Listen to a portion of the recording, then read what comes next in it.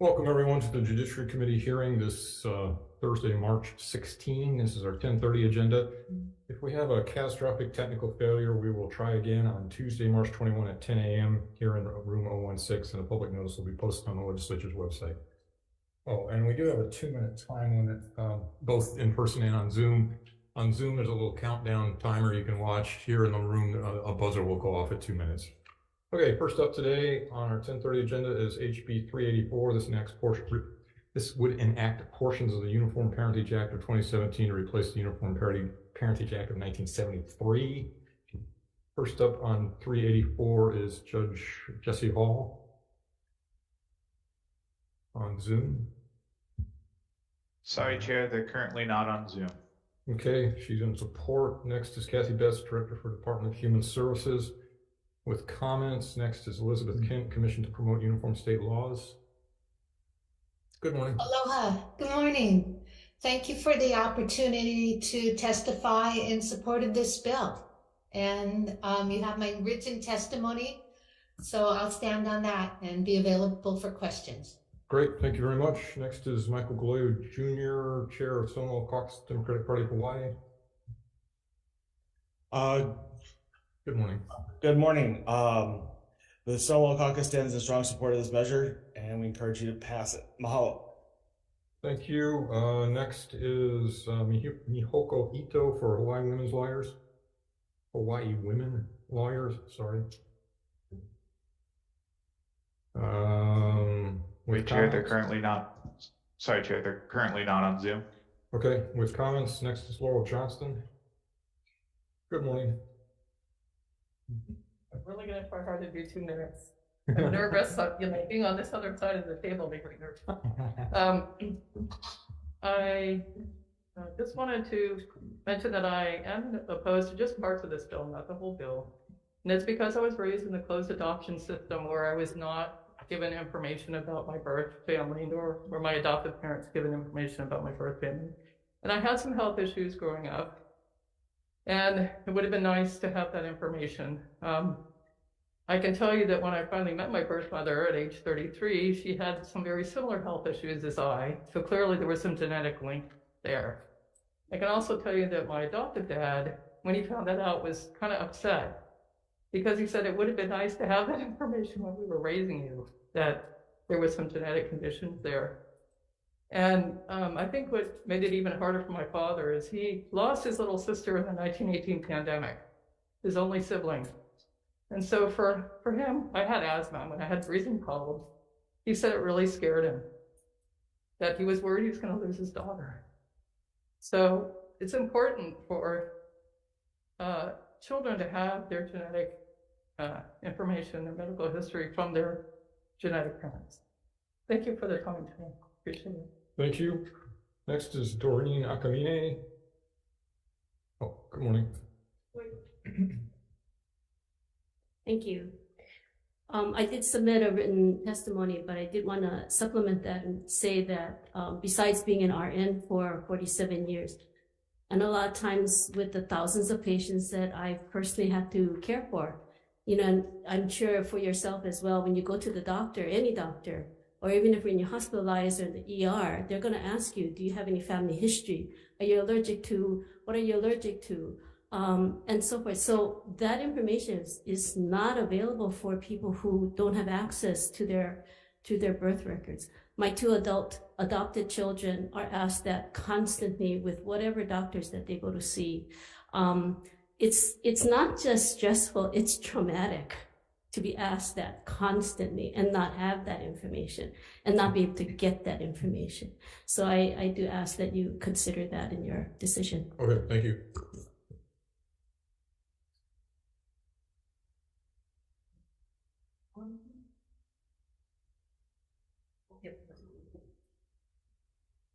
Next is Susan Gorman Chang. With comments, next is Sally Kay. In opposition, next is Kay McClone on Zoom. Good morning. Hi, aloha. There are 2 big problems with this parentage bill. from the standpoint of the child. Can you hear me okay? Yes. Okay, who would be affected. And the good news is that there are easy fixes for amendments that could prevent future harm to the children that are affected. When a baby is born, there's paperwork to be completed for a document of certificate of live birth that implies they're documenting historical facts of origins for the child.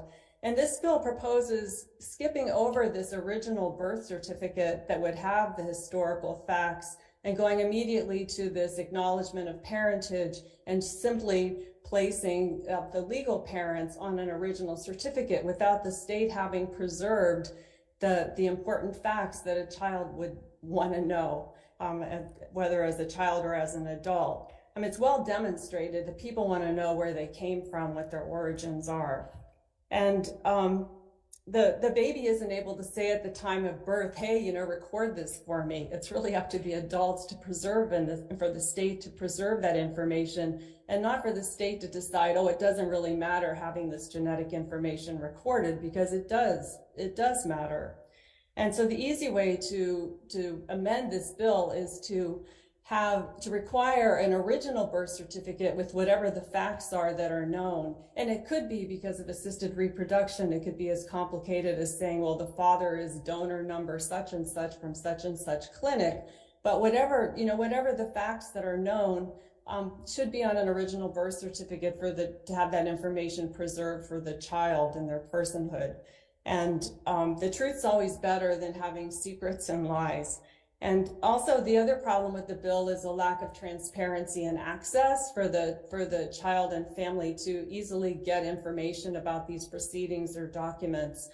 There's no mechanism like when the child's 18 to be able to get access. So that would be my other suggestion. Thank you very much.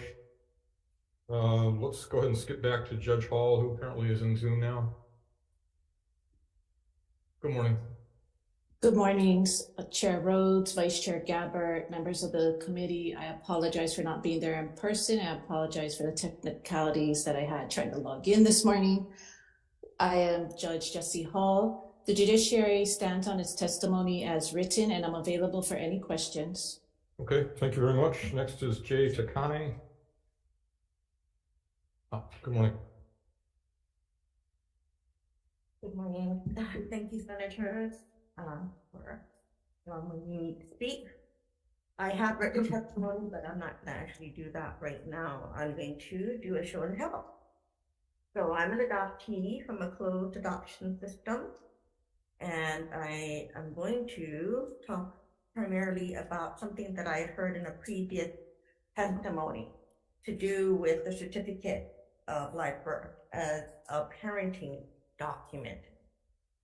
So in front of me, because of the 2016 passing of the law to open my records, I have my original birth certificate signed by my birth mother. On the other side, I have my amended birth certificate, again by my adoptive parents. If you look at these documents, for one thing, they look alike. And it could have easily happened that my adoptive parents could have just passed me off as their own child, even though that was not entirely true. But they parent me, and so to me, this amended birth certificate, yeah, could be called the certificate of parenting, because that's exactly what they did. But that doesn't mean, and shouldn't detract from the fact, that I am not biologically theirs. And the reason I bring that up is because of this. So I love both sets of my parents. My adoptive parents here, and this is my birth mom in the picture here. And I will tell you that certificate of parenting is literally that. I would say 98% of who I am, including all my medical issues, are from my biological family. And to try to keep that from a child, for whatever reason, to me is so problematic. The truth really did set me free in 2016. So please keep that in mind when you think about the kids. Thank you very much. Next we have Daryl Hand.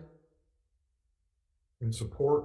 That's everyone who's signed up on HB 384. Does anyone else wish to testify on HB 384? Seeing none, members' questions? Senator Elefante. I have a question for Judge Hall, if she's still on.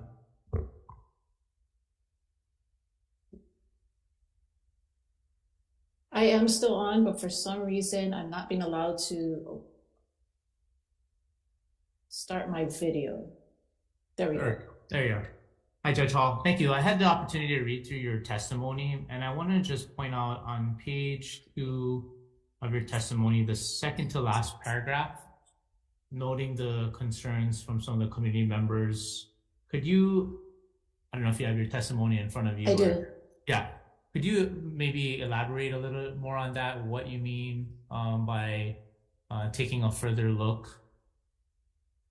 So as we've heard this morning already with the testimony of our most recent 2 presenters, there is a group in the community, and I do understand their position, and I sympathize with their position about having the birth certificate state the biological parents. And I do think the discussion about that, especially with regards to surrogacy and assisted reproduction, needs to continue.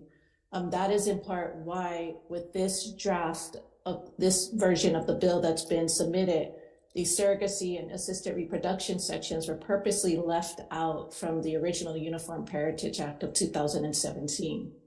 It's because I want to allow us to continue to have that discussion regarding birth certificates and how we do that. Okay, thank you. Thank you, Chair. Thank you. Other questions, members? Yeah. Senator Sanjuan through. Okay. Hello, Judge Hall. Good morning. Good morning. So my understanding is when I read through all of this seems to me current practice already as far as birth certificates and the acknowledgement of paternity. Really my question would be to the Department of Health, but they're not here. But isn't it your understanding, because I remember that there is an actual, for lack of a better term, original certificate with the real parents in the event of an adoption that's held by the Department of Health, and a certificate of live birth that is being produced is the legal parents. Isn't that your understanding? That is correct. Particularly with an adoption, the original birth certificate is sealed and part of the adoption record that is accessible. That is accessible, right? Okay, correct. Thank you very much. Thank you. Thank you. Other questions, members? Okay, seeing none, let's go ahead and move on to the next bill, which is HB, thank you everyone for being here, HB 707. This makes it a Class C felony to make false, fictitious, or fraudulent claims against the state or county or any of the departments or agencies. First up on 707 is Dan Foley, Commission to Improve Standards of Conduct. Good morning. Thank you, Mr. Chairman, members of the committee. This is one of 3 bills proposed by the Commission on False Claims, Fraud, and False Statements, all modeled after their federal counterpart and all written with the state and county law enforcement here to give them the tools to do what the federal government has been doing for the last few years, is to investigate and prosecute corruption in state and county government. The bill as originally proposed by the Commission would have disqualified a convicted person from office for 10 years. Given constitutional concerns, that was deleted. Instead, would disqualify a convicted person from public financing for 10 years. Also, the original bill had mandatory minimums. That was amended at the request of the public defender to allow for deferred acceptance pleas in the appropriate case. I support the House amendments. I support the bill as proposed. Thank you. Thank you very much. Next is Gary Cam, Campaign Spending Commission. Good morning. Good morning, Chair Rhodes, Vice Chair Gabbard, members of the committee. The commission has submitted brief written testimony in support of this bill, and I will just stand on that testimony be available for questions. Thank you. Thank you. Next is Chuck Louis, Deputy Attorney General. Good morning. Good morning, Chair, Vice Chair, members. My name is Chuck Louis, Deputy Attorney General from the EG's office. The department is in support of this bill. However, we do know, as explained in our written testimony, that in the House Draft 1, the sentence, a person charged under this section shall be eligible for deferral, should be deleted just because it may have unintended consequences, and simply removing that sentence would achieve the intended purpose. Okay. I'm available for any questions. Thank you. Thank you. Next is Tricia Nakamatsu for the prosecuting attorney for City and County. Good morning. Good morning, Chair, Vice Chair, members of the committee, Deputy Prosecutor Tricia Nakamatsu, appearing on behalf of the Honolulu Prosecuting Attorney's Department. We are in support of the bill and echo the concerns of the AG with regards to just removing the sentence regarding deferral if it is the committee's intent to make this offense deferral eligible. That said, the department actually would ask the committee to consider making it prohibited for somebody who commits this offense to be eligible for deferral. I don't believe this particular bill ever had a mandatory minimum or things of that nature. Would it be mandatory prison? But prohibiting a deferral would mean that somebody who's convicted of this charge would actually have that conviction on their record, as we think the severity of the nature of the offense merits, not only for, primarily for deterrence value, as well as punishment, I suppose, for the nature of the offense. But we're available for questions, if any. Okay, thank you. Thank you. Next is Parker Bodie for Honolulu Police Department. Good morning. Good morning. I'm Parker Bodie of the Honolulu Police Department, captain of the Criminal Investigation Division. The HPD supports House Bill 707, House Draft 1, and we stand by our written testimony. Okay, thank you. Next is Lynn Manasow in support, Diane Ware in support, Dara Carlin in support. That's everyone who signed up on HB 707. Anyone else wish to testify on HB 707? Seeing none, members' questions? Yes. Senator Simone Ventura. Tricia Nakamatsu.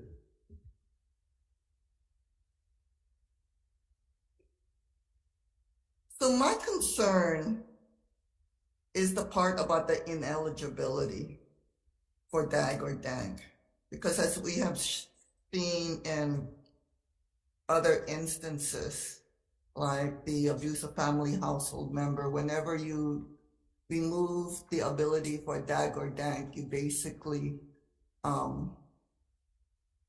if I was a defendant, I'd take it to trial and I would demand a jury trial, which then basically lengthens the time and clogs up the courts. The DAGs and DANKs, and you know this, is usually used to plea bargain and is used as a carrot to expedite the proceedings. So don't you think that the punishment already, which increases it to a felony and prevents them from public financing, and because it's a conviction, usually it's publicized, should be sufficient deterrence, especially since a DAG and DANK is only eligible for first offense?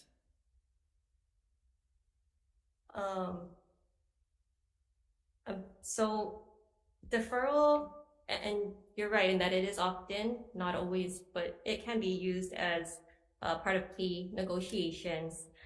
But the department's concern is, and it's possible that it could make someone more likely to proceed to trial. Well, it has been shown. I mean, if there was a public defender here, if I were a defendant, right, you charge me with a felony, I'm going to make sure you go to trial.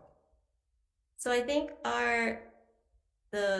where we differ, our opinion differs, is that something of this caliber, it's not necessarily what we would hope. I don't think we could predict with any reliability, but we would hope that it's not going to happen very often.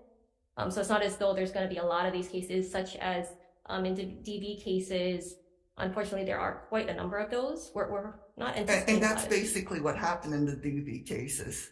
That's why we finally had to put back the DAG and the DANK, because the caseload for the family courts got so bad that the victims didn't even want to show up to court. I remember, yes, there's a package that got put together as part of that pilot, and it's still going. It is. Right, and it's working well, and so okay. With regards to this, we just don't anticipate there's going to be the same magnitude of cases. And then also, I'm sorry, since you mentioned it, With regards to, I just realized that with regards to the public financing on page 4, line 3, I'm not exactly sure how it should be worded, but if an offender is permitted to qualify for deferral, the committee might want to consider changing page 4, line 3, convicted, unless the committee's intent is to allow somebody who gets the deferral to actually get the public financing as well if they run for office. Okay, So just to raise that. so I understand, but you do agree that but chapter 853 for deferred acceptance of a guilty or no contest plea are only eligible for the first offense, right? It's not usually for the second. Oh, absolutely. Yeah. Okay. Thank you. And basically, by passing this bill, basically we do not allow for first offense to be removed from the record if convicted under DAG or DANK. No. So a first offense, if they, I'm not sure if I understand the question, but okay. If somebody does get a deferral for the first offense and then they get through the deferral period, it would be then dismissed. So it would essentially be taken off their record. Right. Okay. Thank you. Thank you. Other questions, members? No, that's it. I do have a couple for the AG, if you don't mind, Mr. Louis. So first of all, we have a whole bunch of these fraud bills, which I fully intend to pass some of them anyway. Which one is this? The one that's similar to the honest services fraud, or is that one of the other ones from the feds, from the federal side? That is one of the other ones, okay. Which is the next one, the 7-Eleven. Okay. So what activity is it that this bill is aimed at? This is really essentially this is the federal equivalent of the equivalent of the Federal False Claim Act. Okay, so basically people defrauding the government, trying to defraud the government. Correct. But it can apply to both government officials of defrauding the government as well as private individuals. Correct.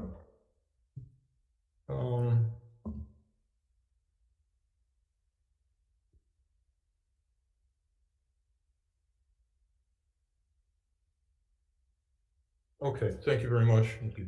Judge Paul, are you still there?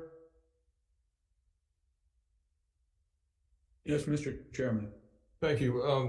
Does the commission have an opinion about the disqualification language, whether it should be disqualification for receiving public financing for election for 10 years or from actually holding office for 10 years? Is there some problem? We had originally proposed disqualifying a person holding public office, but what was raised in the House committee, and I think it had some legitimate basis, was the Constitution sets qualifications for a number of public offices, and therefore a statute could not be enacted contrary to that. And based on that, they took out what we proposed, disqualification from public office, and in lieu thereof put disqualification from public financing. Do you happen to remember what part of the Constitution, which section or article of the Constitution talks about that? No, we'll look it up. I know, because I looked at it once. I know they have qualifications to sit in the legislature. I'm not as familiar, and the legislature is the judge of the qualifications of its own members. But there are other crimes you can commit where you're not eligible, right? If you commit a felony, you're not eligible to run for office. Is that in the Constitution? Yeah, and it's not necessarily, Mr. Chairman, that I've, we proposed disqualification from public office in all candor. We didn't do a thorough constitutional review and analysis, but given the fact that the House amended it, and disqualified from public financing, and obviously if you're convicted of a Class C felony, it certainly wouldn't help your campaign. Therefore, I'm supporting the House amendment without necessarily saying I agree, but I think those are legitimate concerns. Okay, all right, thank you.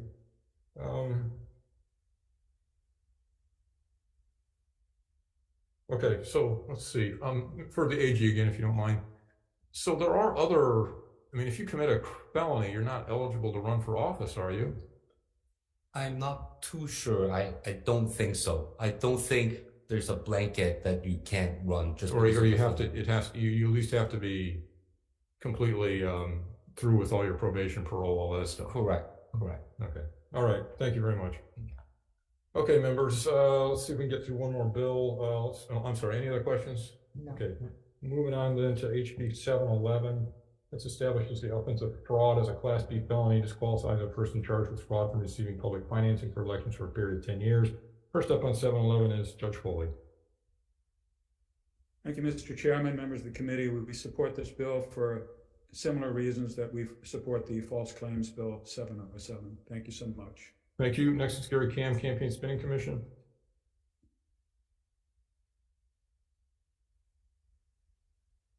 Good morning, again, Chair Rhodes, Vice Chair Gabbard, members of the committee. The commission has submitted brief written testimony in support, and I will just stand on that and be available for questions. Thank you. Thank you. Next is Mr. Louis from the Deputy Attorney General. Morning again. Good morning again, Chair, Vice Chair, members. The Department of the Attorney General is in support of this bill. We do note the same concern regarding the sentence. A person charged under this section shall be eligible for deferral and asset be stricken. Okay, thank you. Next is Captain Bodie for Honolulu Police Department. Hello again. Good morning. The HPD supports House Bill 711, House Draft 1, and we stand by our written testimony. Thank you. Thank you. Next is Lynn Manisau in support, Diane Ware in support, Dara Carlin in support. That's everybody who signed up for SB 711. Does anyone else wish to testify in, I'm sorry, HB 711? Anyone else wish? Yes, come on up.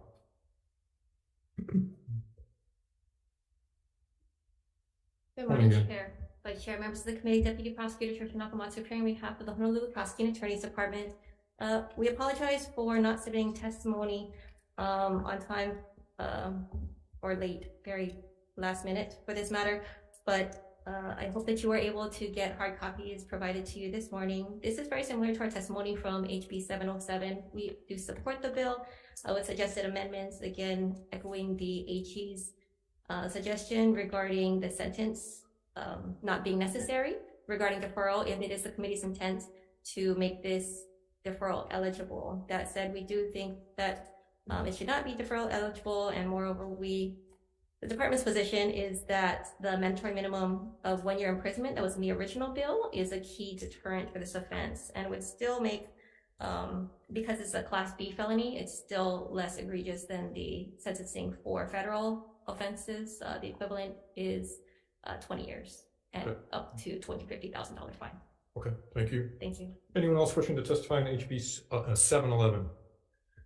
Okay, seeing none. Members' questions? Yes, sorry. Senator San Buenaventura. Mr. Cam, are you online? Are you on Zoom? Hello. Yeah. So my concern again is like the other campaign spending bills, basically regarding notice of the opportunity to explain or respond to a complaint on page 3. If we pass those up, the committee already passed it. Question is whether or not the legislature passes it. The other bills, which basically allow us, you folks, to just mail the notice, will this, if those bills are passed, would regular mail be sufficient? Which bill are we talking about? Page 3, 732, isn't it where we're at? 711. 711. Oh, I'm so sorry. Okay. Never mind. Other questions? Sorry. Okay, seeing none, I think members will just go ahead and vote on the ones we've got to, and then we'll be, I'm sorry for those of you who have sat here for the last half hour. We're going to go ahead and move the final bills over till Tuesday at 10 o'clock in this room here. Tuesday is the 21st in 016. So that would be HB 727, HB 732, HB 985, and HB 986 will be carried over until Tuesday. So members, unless you want a break for decision making, I'm ready to make some recommendations. Okay. Going back to the top of the agenda, then we'll start with HB 384. This enacts portions of the Uniform Parentage Act of 2017. Recommendation is to pass with some amendments, and we'll carry it forward and see what happens at conference. So I'm going to suggest that we require that the identity of genetic parents also be included on each birth certificate to the extent that it's available. and not just the genetic parents, but other information that may be more attenuated than that, like, donor number 12,462 at certain clinics. So that will go on the original. So it will be the original birth certificate would have that information plus the information of the I don't know if the technical term is adoptive parents at that point, but the parents that will be parenting the child. We'll go ahead and put the fees back in that were blanked out. $100 fee for determination of parent-child relationship, a $50 fee for parent education, which is not changing anything. That's what they are now, if I remember correctly. And we'll go ahead and make it effective on January 1st, 2024. There's enough changes that it will almost assuredly go to conference, but if not, it'll be a straight up and down vote. And then we'll put in committee language saying that if the parentage task force at DOH continues its work, it's more than welcome to suggest more elegant language than what we end up with. But I do think there's value in having, in this day and age when so much can be determined from genetics, that the genetic clues for both for the parenting parents and the child him or herself is useful. So that's my suggestion. Questions or concerns? Yes. So there's going to be a defective date. No, I wasn't going to put it to it's going to go to conference because it's not the same bill. If it doesn't go to conference, it means the House says, yeah, that's okay. Okay, my question is, when you mean the original birth certificate, as Judge Hall has stated, there are really like two certificates, one that is sealed with the genetic material, right, so what and one that is the live birth. And I would be more specific and say there'll just be one birth certificate and it will have all that information on it. And that's the one that's going to be produced whenever you ask from the Department of Health with all the information on it. Well, that's a good point. That's the reason why it was sealed, because of the adoption proceedings. Okay, I'll put a bad date on it and we'll try to figure it out, but I think we got to have the genetic information. Oh yeah, no. So I'll put a bad date on March 22, 2075 and we'll see what we come up with. Okay, but for the moment, it will be just one birth certificate that has all the information on it. Okay. And then I suppose you could, what the Department of Health could do, of course, is just redact, when you got the certain, depending on their situation, you could redact the information that wasn't available to you at that point. So if you're a 16-year-old and you want to see I guess that's the way it would work. Okay, so, oh, sorry. So this is very unusual. Look, come on up, Laurel. Tell me. I just want to add, actually, in the adoption chapter, there's existing law that actually allows that, and that's why. Yes. Right. So I think what allows what? I'm sorry. That you can have both genetic and the adoptive parents on there. Now that the information, there's another section of law in the adoption chapter that says Department of Health should be collecting that. I have to be honest, I don't know whether they are or not, but it could be on that certificate of live birth, which is basically electronic now, that's coming out of the hospital, which is what feeds the birth certificate that Jan Tafani was talking about that you received once the adoption. Yes. So there is one that is with the Department of Health, and the certificate of live birth is basically as plain as can be. That way, the privacy rights of the people who give up. What I'm suggesting is it could be the same document, and you could just redact out the stuff that whoever's not supposed to get is asking for. I'll do it that way. I'll put the bad date on it and try to figure it out.